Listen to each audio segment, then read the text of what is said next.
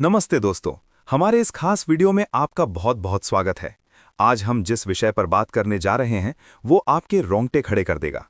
आज हम इंटरनेट के उस अंधेरे कोने में झांकने वाले हैं जिसे डिजिटल भ्रम का चक्रव्यूह कहा जाता है।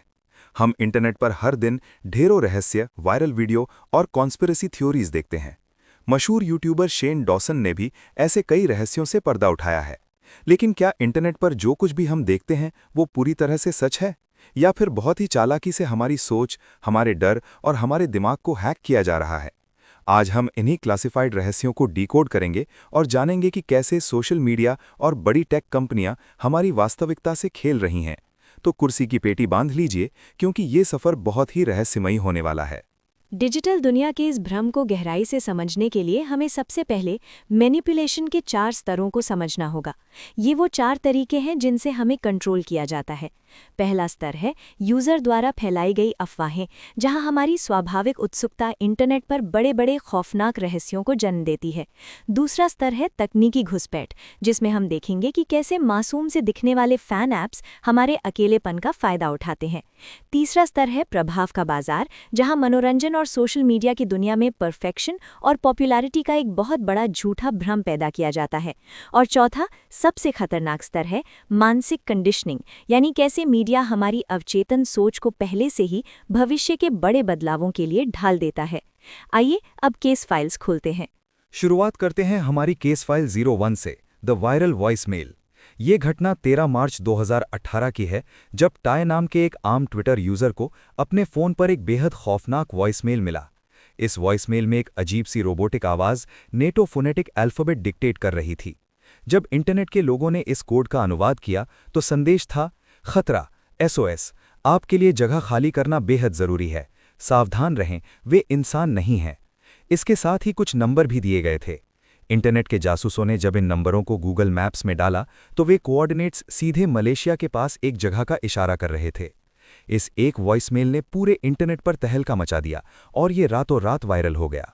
देखते ही देखते इंटरनेट पर इस अफवाह का विकास एक विशाल कॉन्स्पिरेसी थ्योरी में बदल गया। लोगों ने ब्लैक बॉक्स थ्योरी को जन्म दिया।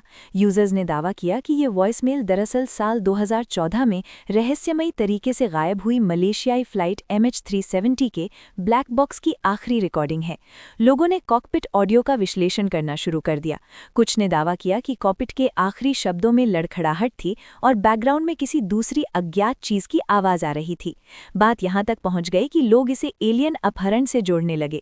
उनका मानना था कि वॉइसमेल का वो संदेश वे इंसान नहीं है, फ्लाइट 370 के किसी एलियन एनकाउंटर की ओर पक्का इशारा कर रहा है। पूरे इंटरनेट ने मिलकर इसे एक साइफाई हॉरर फिल्म बना दिया। लेकिन इस खौफनाक अफवाह का असली सच क्या था? इसका सच बहुत ही सामान्य लेकिन परेशान करने वाला था। ये पूरी तरह से एक खंडन की गई अफवाह निकली। कोई एलियंस नहीं थे। टाय महज एक आम इंसान था जिसे किसी ने मिलिट्री कोड जनरेटर का इस्तेमाल करके प्रैंक कॉल किया था। लेकिन यहाँ जो चीज़ सबसे डरावनी है वो एलियंस या भूत नहीं, बल्कि ये डिजिटल मॉब है। इंटरनेट के लाखों लोगों ने मिलकर एक अजनबी इंसान की सामान्य प्रोफाइल को रातों रात एक खतरनाक साजिश का केंद्र बना दिया। असली डर यही है कि आज का सोशल मीडिया किस तरह किसी भी आम इंसान को बिना उसकी मर्जी के एक झूठी कहानी का मोहरा बना सकता है। अब आते हैं केस फाइल 02 पर। ये केस फाइल आपके स्मार्टफोन में मौजूद ऐप से जुड़ी है। जब फैन ऐप्स बन जाएं जासूस। आपने माईडॉल नाम के ऐप के बारे में शायद सुना हो। ये एक ऐसा ऐप है जहां फैंस अपने पसंदीदा K-पॉप सितारों के बॉट से चैट कर सकते हैं। शुरुआत में ये बहुत क्यूट और मज़ेदार लगता है, लेकिन जल्द ही ये एक डरावने सपने में बदल गया। जैसा कि शेन डॉसन के वीडियो में भी खुलासा हुआ, इन बॉट्स ने फैंस को बेहद निजी व डरावने मैसेज भेजने शुरू कर दिए। एक फैन ने पूछा, मैं क्या खा रही हूँ? तो बॉट ने बिल्कुल सही जवाब दिया, पॉपकॉर्न। कुछ बॉट्स ने तो यहाँ तक लिखा कि मैं तुम्हें तुम्हारी खिड़की से देख रहा हूँ। ये कोई तकनीकी खराबी नहीं थी, बल्कि साइबर सुरक्षा में एक बहुत बड़ी सेंध थी। आखिर ये सब हो कैसे रहा था? इस खतरे को हम the para social hack pipeline कहते हैं। इसके काम करने का तरीका 3 स्टेप्स में बटा है। सबसे पहले आता है लालच। ये ऐप्स मासूम फैंस को उनके पसंदीदा सितारों के साथ नकली फेस टाइम या चैट करने का लालच देते हैं। इसके बाद शुरू होती है घुसपैठ। इस वीडियो कॉल को चलाने के बहाने ऐप आपके फ़ोन के कैमरे और माइक्रोफोन की परमिशन मांग लेता है। और यहीं से पैदा होता है सबसे बड़ा खतरा। हैकर्स इन असुरक्षित ऐप्स में सेंध लगाकर वेबकैम के जरिए फैंस को लाइव देख सकते हैं। यानी जिस वक्त आप सोच रहे हैं कि आप किसी कंप्यूटर रोबोट से बात कर रहे हैं, असल में कोई असली इंसान दुनिया के किसी कोने में बैठकर आपके कमरे में झांक रहा होता है। चलिए अब संगीत जगत के एक बड़े धोखे की बात करते हैं। केस फाइल 03, आवाज़ की इंजीनियरिंग। क्या आप जो आवाज़ सुनते हैं वो असली है या ब्रांड की बनाई हुई आवाज़ है?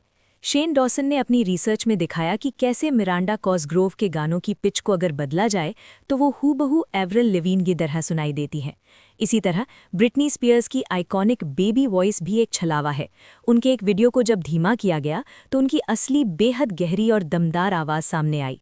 निष्कर्ष ये है कि रिकॉर्ड लेबल्स कलाकारों की आवाज़ को आर्टिफिशियली तेज़ या धीमा करते हैं, क्योंकि इंडस्ट्री में किसी कलाकार की असली कला से ज़्यादा उनका ब्रांड और मुनाफा मायने रखता है। डिजिटल दुनिया का एक और बड़ा छलावा है प्रभाव का बाजार, फॉलोअर्स का सच। आज किसी भी स्टार की कामयाबी उसके सोशल मीडिया फॉलोअर से मापी जाती है, लेकिन क्या ये लाखों करोड़ों फॉलोअर्स असली हैं? ट्विटर ऑडिट से कुछ बेहद चौंकाने वाले आंकड़े सामने आए हैं। जहां जेम्स चार्ल्स के 98% फॉलोअर्स असली पाए गए, वहीं किम कार्दाशियन के करोड़ों फॉलोअर्स में से लगभग 25 मिलियन फॉलोअर्स नकली यानी बॉट्स पाए गए। लेडी गागा के भी 50% से अधिक फॉलोअर्स बॉट नेटवर्क का हिस्सा निकले। सच्चाई ये है कि फॉलोअर्स बेचने वाली कंपनियों को अपने बॉट्स को असली दिखाने के लिए बड़े सितारों को फॉलो करवाना पड़ता है। आज के समय में पॉपुलैरिटी कमाई नहीं जाती, बल्कि थोक के भाव में खरीदी जाती है। इस प्रभाव के बाजार से एक और खतरनाक चीज पैदा होती है, डिजिटल परफेक्शन का भ्रम। हम सिर्फ फॉलोअर्स की संख्या ही नहीं बदल रहे, बल्कि हम अपनी सच्चाई को ही बदल रहे हैं। मशहूर मेकअप इन्फ्लुएंसर जेम्स चार्ल्स ने खुद माना कि वे अपनी तस्वीरों में हेयरलाइन और सिर के कोण को डिजिटल रूप से फेस ट्यून द्वारा बदलते हैं। इंटरनेट पर हमें जो भी परफेक्ट दिखता है वो वास्तव में एक बहुत ही बारीकी से डिज़ाइन किया हुआ भ्रम यानी इंजीनियर्ड इल्यूजन है। ये भ्रम आम लोगों में, खासकर युवाओं में, असुरक्षा की भावना पैदा करता है। हम इस झूठे परफेक्शन की तुलना अपनी वास्तविक जिंदगी से करते हैं और हमेशा खुद को कमतर महसूस करते हैं। अब हम आते हैं केस फाइल 04 पर, जो सबसे ज्यादा खौफनाक है, प्रिडिक्टिव प्रोग्रामिंग। आखिर ये क्या है? ये मीडिया जैसे हॉलीवुड फिल्में, टीवी शोज, कॉमिक्स द्वारा मनोवैज्ञानिक कंडीशनिंग का एक बहुत ही सूक्ष्म और छिपा हुआ रूप है। इसका उद्देश्य भविष्य में होने वाले बड़े बदलावों या घटनाओं के लिए जनता को पहले से ही दिमागी तौर पर तैयार करना होता है। उदाहरण के तौर पर 9/11 के हमले से दशकों पहले 1968 के अखबारों के विज्ञापनों से लेकर 1994 के कार्टून्स जैसे आयरन मैन, फैंटास्टिक फोर तक में न्यूयॉर्क के जुड़वां टावरों के नष्ट होने के दृश्य बार बार दिखाए गए थे। सवाल ये है कि क्या ये सब महज एक इत्तेफाक था या फिर एक बहुत बड़ी वैश्विक योजना का हिस्सा? ये प्रेडिक्टिव प्रोग्रामिंग काम कैसे करती है? इसके लिए एक पूरा मनोवैज्ञानिक कंडीशनिंग चक्र काम करता है, जिसे 4 चरणों में बांटा गया है। पहला, विचार का बीजारोपण। फिल्मों या टीवी शो में एक अजीब विचार पेश किया जाता है, जैसे इंसानों के अंदर माइक्रोचिप लगाना। दूसरा, अवचेतन पहचान। जब जनता इसे बार बार स्क्रीन पर देखती है तो उनका अवचेतन दिमाग इसके प्रति अभ्यस्त हो जाता है। तीसरा, सार्वजनिक स्वीकृति। जो असल जिंदगी में सरकारें या टेक कंपनियां इसे लागू करने की बात करती हैं तो जनता बिना किसी बड़े विरोध के इसे स्वीकार कर लेती है। और अंततः चौथा चरण, वास्तविक कार्यान्वयन। वो तकनीक वास्तव में समाज में लागू हो जाती है, जैसे आज का फेस आईडी या बायोमेट्रिक चिप्स, और हम कभी सवाल भी नहीं उठाते। मीडिया की इस मनोवैज्ञानिक कंडीशनिंग का एक और रूप है हेडलेस वुमन का चलन। विज्ञापन और हॉलीवुड सिनेमा जगत के पोस्टर्स का ये कड़वा सच है, जिस पर शेन डॉसन ने भी रोशनी डाली। अगर आप बहुत सारे मूवी पोस्टर्स पर गौर करेंगे तो पाएंगे कि मशहूर अभिनेत्रियों के चेहरों को पोस्टर्स से जानबूझकर काट दिया जाता है। फोकस सिर्फ उनके शरीर के हिस्सों पर रखा जाता है। कॉर्पोरेट दुनिया इसे आकर्षक और सेक्सी मार्केटिंग का नाम देती है, लेकिन मनोवैज्ञानिक दृष्टिकोण से ये वास्तव में महिलाओं के अमानवीयकरण की कंडीशनिंग है। ये दर्शकों के दिमाग में ये बात बैठाने की कोशिश है कि महिलाओं की पहचान उनके व्यक्तित्व से नहीं, बल्कि सिर्फ उनके शरीर से होती है। तो दोस्तों, इन सभी केस फाइल्स को बारीकी से देखने के बाद मिथक बनाम वास्तविकता का क्या निष्कर्ष निकलता है? MH370 वॉइसमेल मिथक था कि ये एलियंस का काम है। वास्तविकता है कि ये इंटरनेट के डिजिटल मॉब और हमारे अपने इंसानी डर का परिणाम था। माइडॉल हैकिंग। मिथक था कि भूत या कोई अनजान शक्ति बात कर रही है।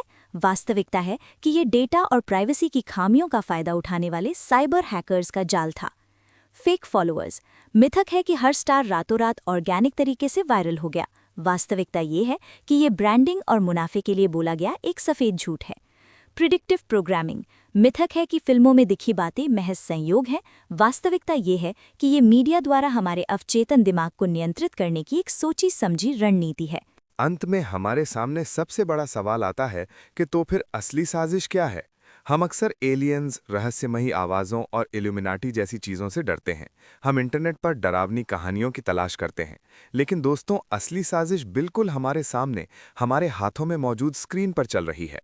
असली साजिश है हमारी प्राइवेसी की चोरी, हमारे कीमती ध्यान का बाजारीकरण और चंद बड़ी कंपनियों के मुनाफे के लिए हमारी वास्तविकता को बदलना। इसलिए इस डिजिटल दुनिया में आप जो भी देखते हैं, उस पर आंख मूंद कर विश्वास न करें। अपनी सोच को आज़ाद रखें, जागरूक रहें और सवाल पूछना कभी बंद न करें। ये वीडियो देखने के लिए आपका बहुत बहुत धन्यवाद।